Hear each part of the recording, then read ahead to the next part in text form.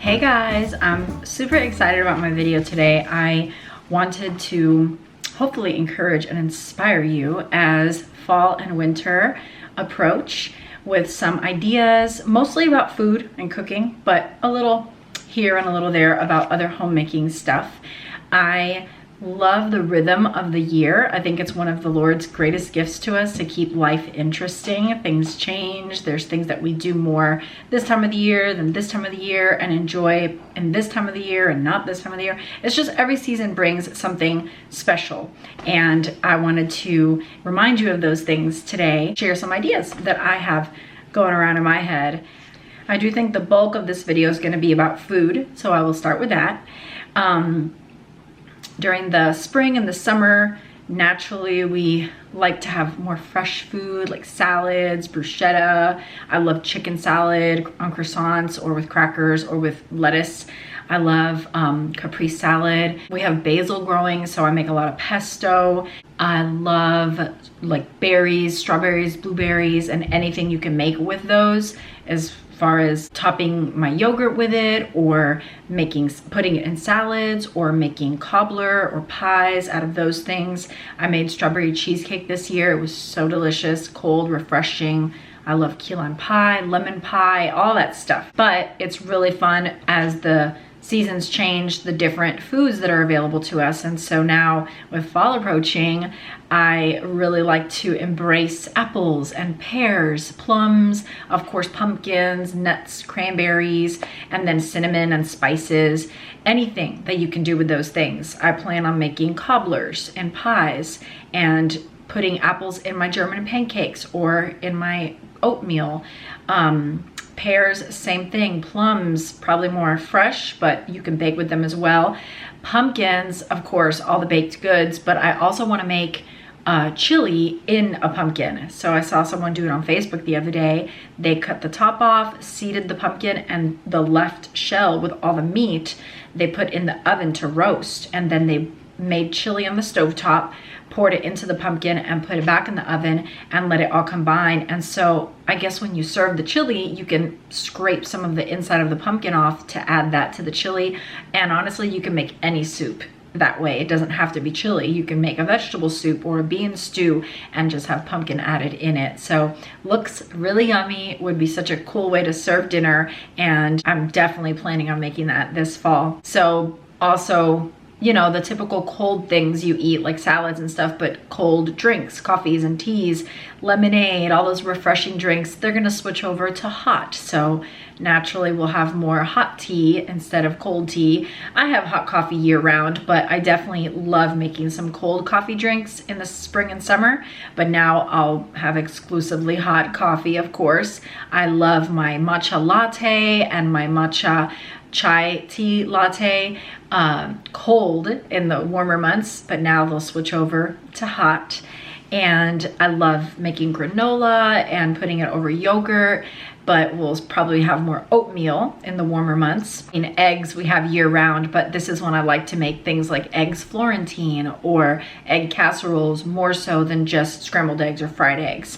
Some other yummy cold meals if you are still have a few weeks left of warm weather, and I'm sure even once fall officially hits, we're still going to have some warmer days.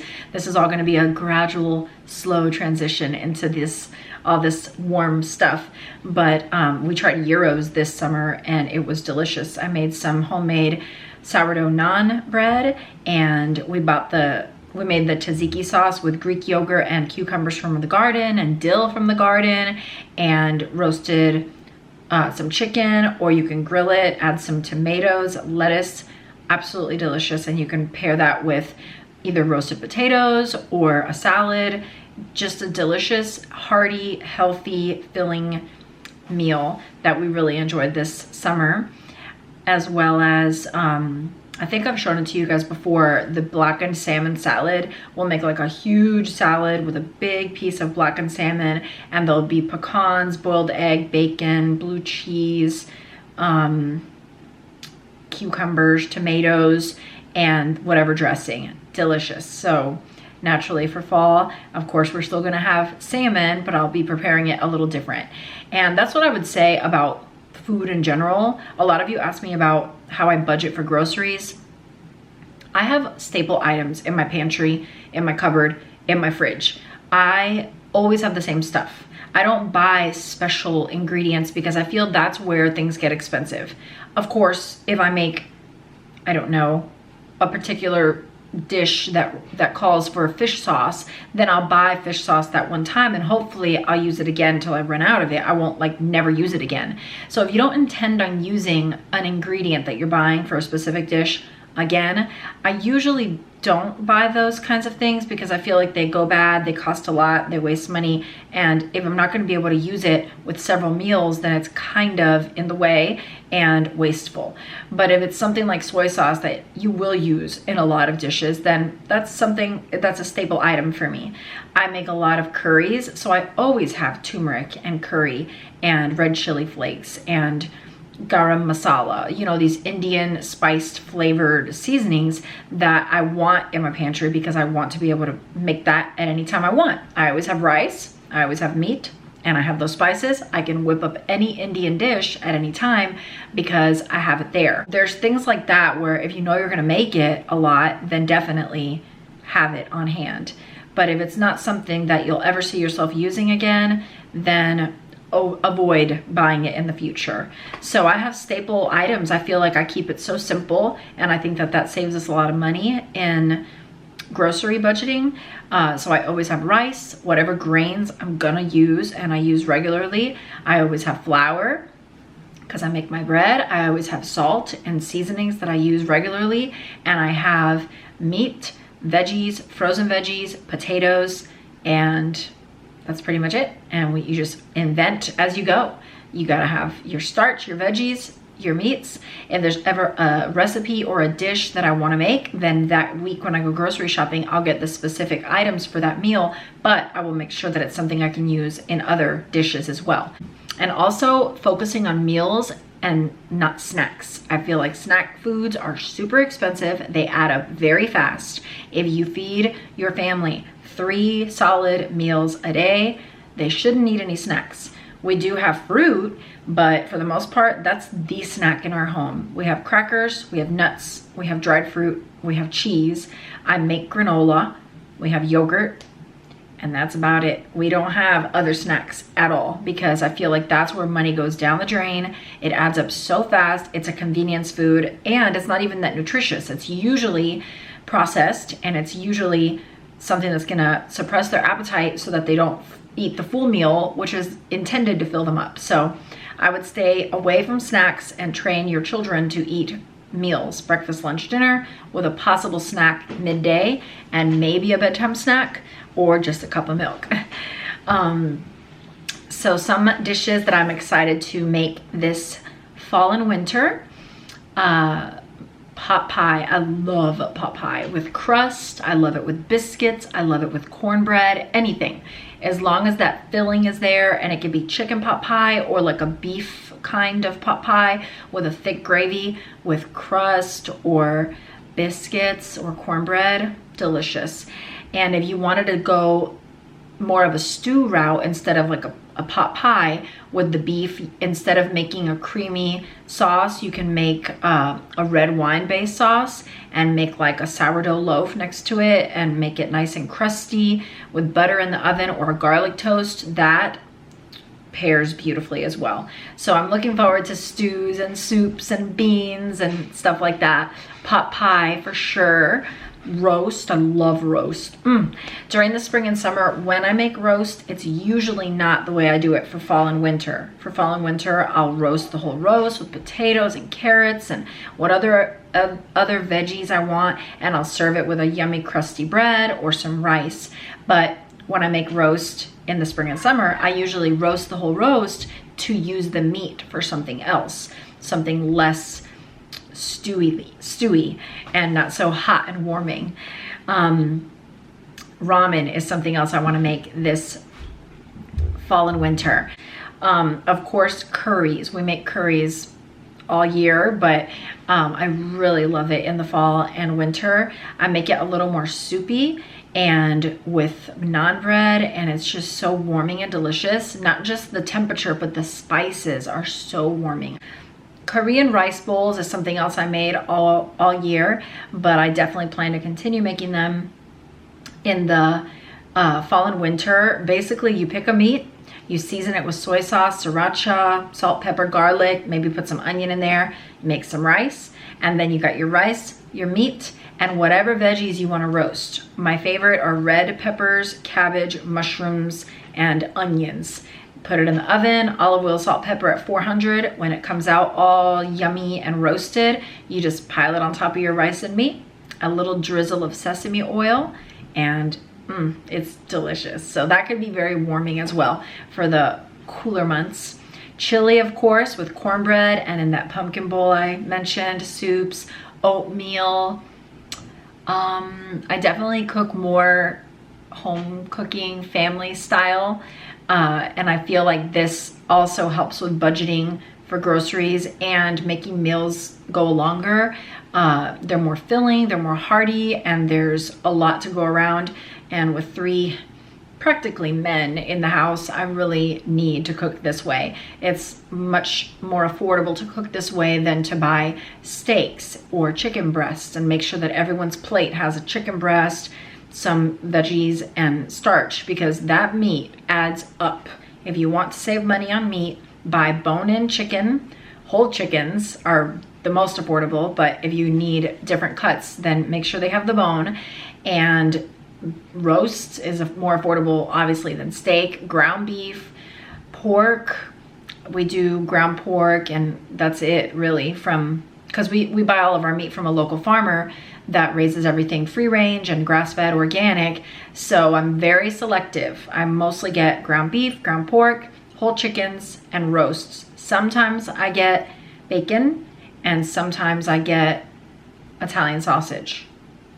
And that's it, because that's the most affordable way to go about this. But if you're going to be at the grocery store, just make sure that the labels say no antibiotic, and get the best you can for what you can afford. You know, like, we can't all get organic everything, but just do the best you can with what you've got. And if you want to go some meatless meals, that'll save you money as well.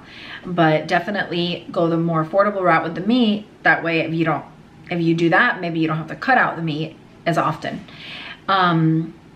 I love roast chicken with onions and potatoes and carrots, covered with the herbs that I'm drying from my garden. I harvested so much sage, so much thyme, basil, oregano, parsley. It's all hanging in my kitchen drying, and I'll just cover, and rosemary. So I'll cover the chicken with rosemary, thyme, and sage, olive oil, salt, pepper, garlic powder, a little paprika, and bay leaves. And it is delicious with some bread on the side or some rice. And then in the summer, I'll roast chicken with thyme and lemon and salt, pepper, garlic, olive oil, but it won't be those fall herbs that just remind me so much of fall. Sage in particular, I just love sage. The other thing you can use sage for, it's extraordinary as a medicinal herb, so is thyme. Thyme is great for cough and congestion, and sage is great for sore throat and cold. So if you have herbs, you don't have to cook with all of them. You can use some for tea, you can use some to make tinctures with. All this stuff is gonna be very handy to start saving now, so you can have it throughout the cooler months when they're not growing anymore.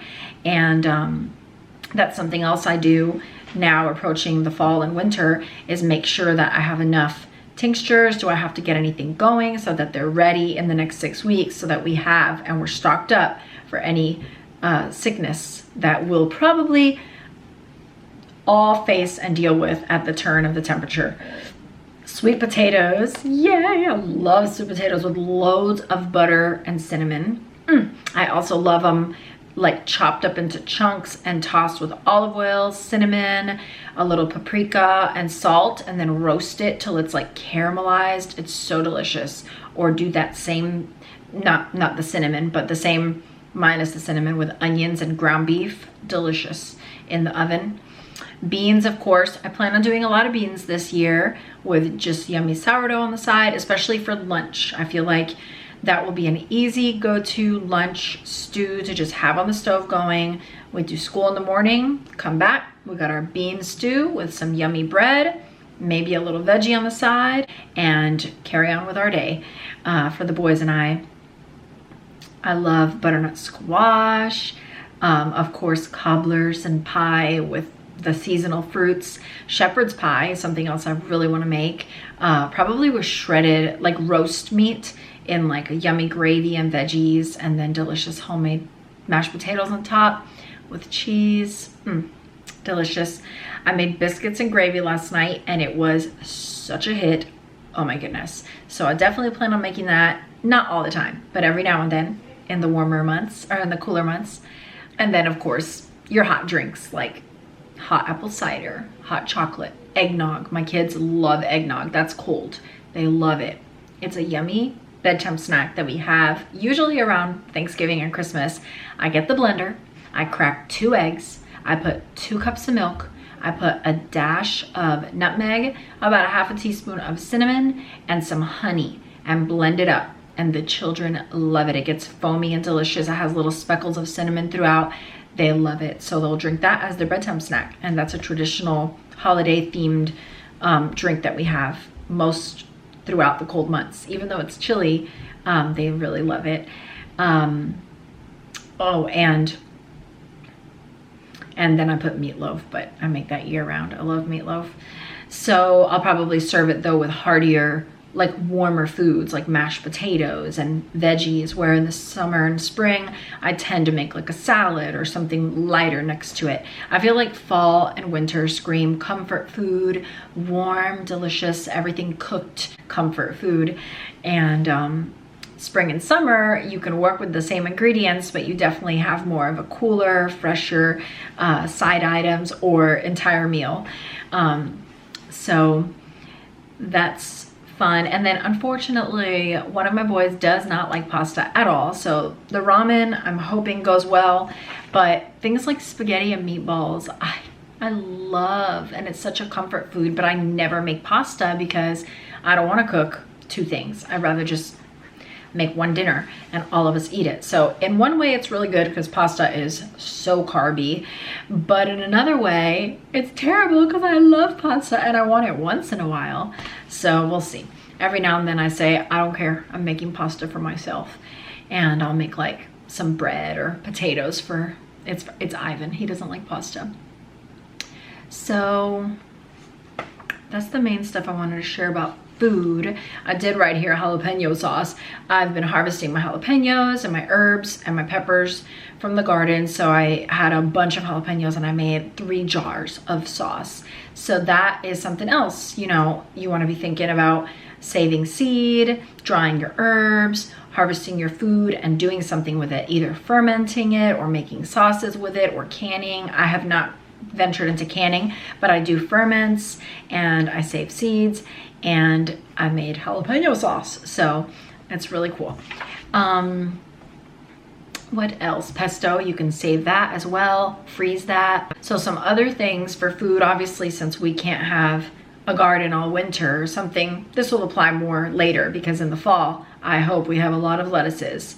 I planted bok choy, lettuce, spinach, kale, and Swiss chard. So I'm hoping, I put chicken wire around it, that the chickens won't touch it. So if this succeeds, then I will have greens this fall, and I'm so hoping for that. But in the winter, when all the garden is done for, I definitely plan on being more intentional about growing my microgreens. I have broccoli sprouts and I have amaranth. They're like pink, beautiful. So I plan on doing microgreens all winter for that added nutrients, and it can be done inside. I also have carrots in the garden, I forgot, and my herbs are going strong. So I'll harvest and dry whatever I don't use fresh. So delicious. and I'm saving the seeds from my jalapenos, from my green peppers. I already saved a bunch of flower seeds, and then I already mentioned fermenting. Foraging right now, there's two things. We were gonna go forage today, but it's raining, so maybe tomorrow. Goldenrod is full-fledged. I made a video about that last year. It grows alongside with ragweed. We have been suffering with ragweed allergies to the point where I had 2 nights where I was wheezing. I could not sleep. I had to get up out of my bed, go make some tea. I hid in my closet because I was coughing so much. I didn't want to wake up the whole house. And then I tiptoed back to the linen closet, changed out my pillowcase. I put my hair in a bun because I thought maybe there's pollen in my hair from my walks that I take, and all the trails are covered with ragweed. So I thought maybe I got pollen in my hair, and I put it all over my bed.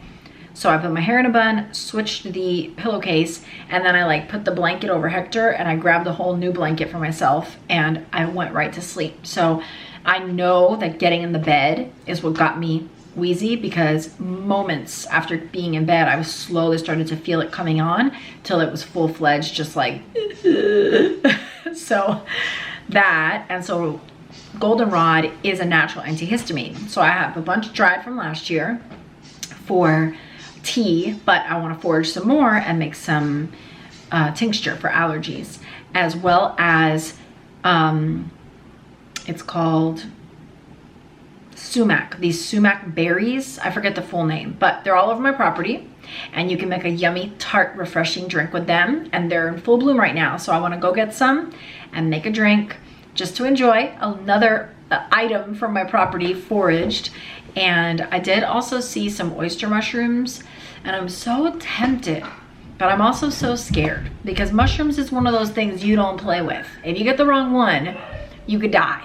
So I don't know. I haven't ventured into the mushroom world just yet. I've researched on it, but what I read is so frightening that I always chicken out, and it's like, forget it. But the sumac berries and the goldenrod is on the list for this week. We will be doing that. So foraging is fun. And of course, anything you can dry and save or make, use for tea or make a tincture out of is fantastic. Or if it's something like comfrey or dandelion or plantain, and you can make a topical salve out of it, that's something else to consider right now. Dandelion is past season, but plantain is always around. And comfrey, you would probably have to grow.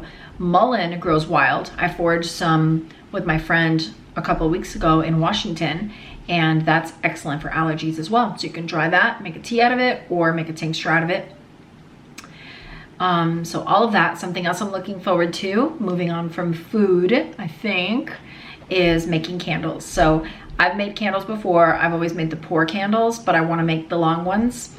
And we'll probably wait until we're in the section of Pioneer Days in our history timeline, and then we'll make some long candles together. And I gotta order the supplies for it. I have beeswax, but I need the long wick. So that'll be fun. I also,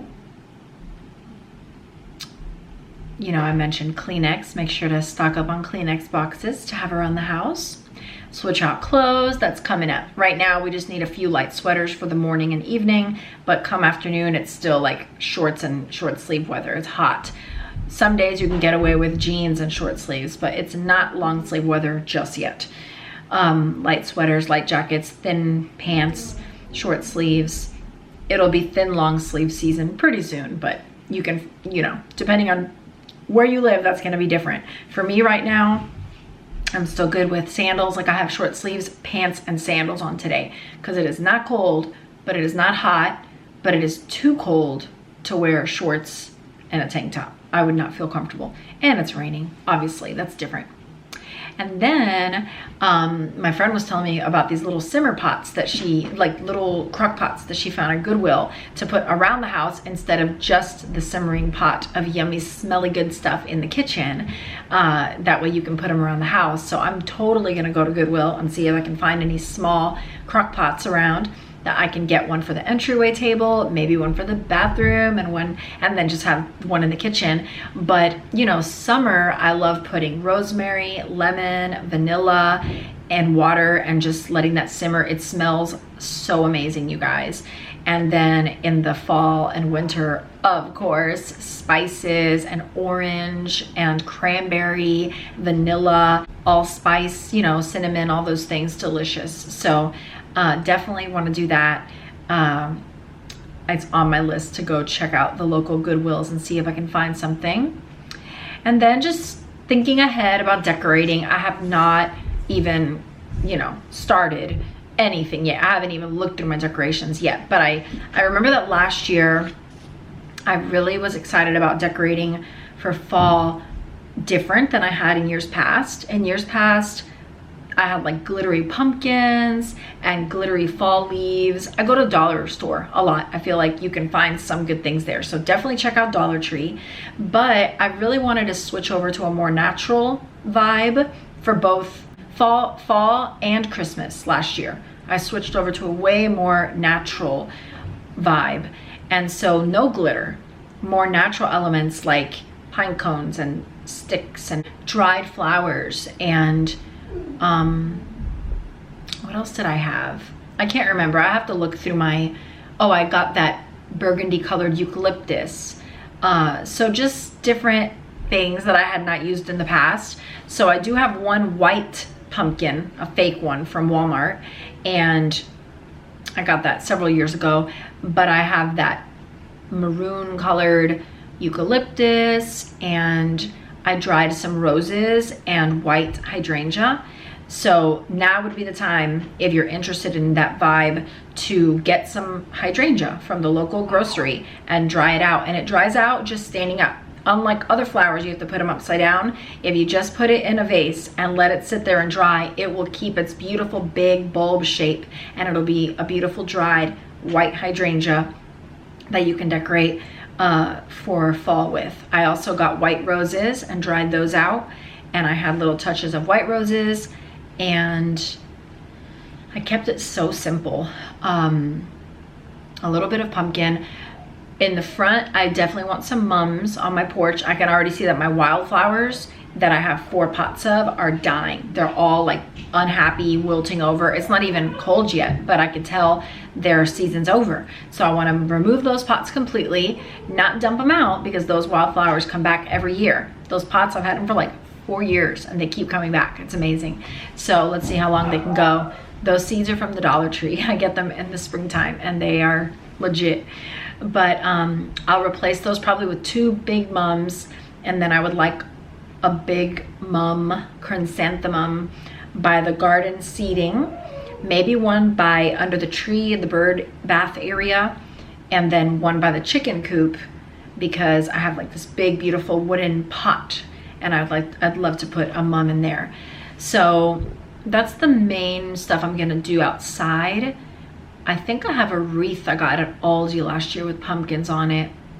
I'll probably use that because I have it, but it's not my preference. I kind of regret getting that. I would want something less pumpkin-y, but I'm sure nobody else will notice or care, because obviously that's super fall and really cute. It's just not the look I'm going for. Also, my plates, my blue and white plates that I adore. Oh, isn't it ridiculous? It brings me joy. They're a family heirloom. I've collected extras since the ones that I have for my family, and I love them. They're so beautiful to me.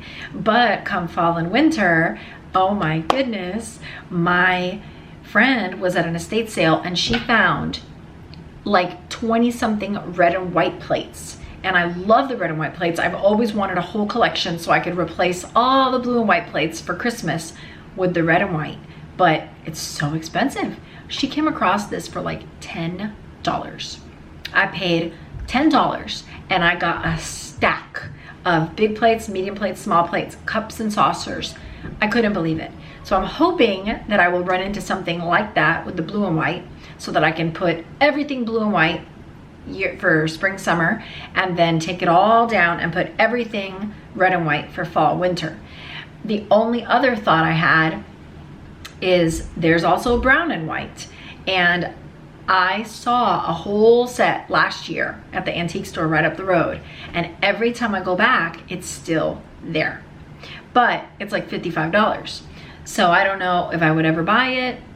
It just seems like more stuff to switch around, more stuff to pack away. I'm not a fan of just having things packed away.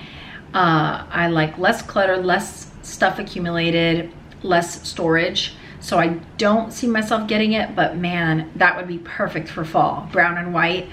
But then Christmas is just a month later. So I kind of, I'm gonna stick with just the red and white for now. Unless I go over there and it's still there, then I'm gonna be like, should I just get it because it's still here after 2 years? My goodness. So that's the extent that I've taken thinking about decorating. I want mums. I don't know if I'll get pumpkins because they rot. They'll leave mold stains on my porch and stairs. The seeds fall into the landscaping and then they grow. And also, what if the dogs chew them up? Then it's just like wasted money. So I probably won't do pumpkins, but we shall see. And I think that's everything I wanted to share with you guys.